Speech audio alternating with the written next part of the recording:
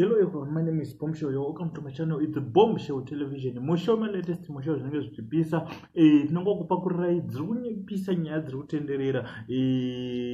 Pane nyaya yandayanayo yemukomana Akarova akarova amai vake bofu vasingaone Shirikadzi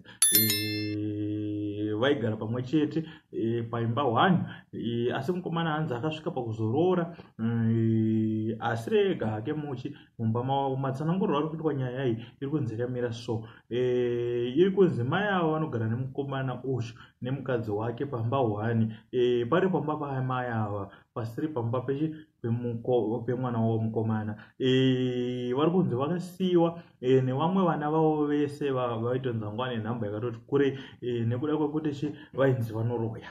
Ivo vari kunzi vakazotanga kusaona mushure mekunge vaenda kurufu rwamai vavo. Pavakadzoka ikoko ndo pavanga vasisaone vaita bofu. Saka nyaya yakaita kuti varohwe manje nemukomana ndeyekuti hanzi vainzi vatora mari yemuroora.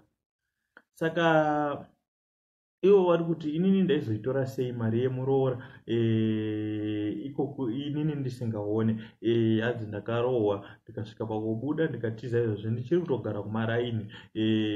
Saka vedare nyaya ndo yatauya nayo, nyaya inosiririsa, nyaya inopisa tsitsi. Saka kana uri munyowani panapa, don't forget to subscribe to our channel. It's a Bofu Television.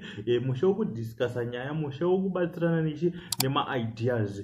Akuno mugame yekutukana and musha wechi wokungofara. Saka kana uri mutsva kune mweya wekutuka famba zvako because nyaya dzatinounza dzinamboipa ndadzitendere kuti kana usina chekutaura wotuka. Saka don't forget to subscribe to our channel. It's a Bofu Television, our family channel. Iri kukura each and every day. Tichikuona ma improvements.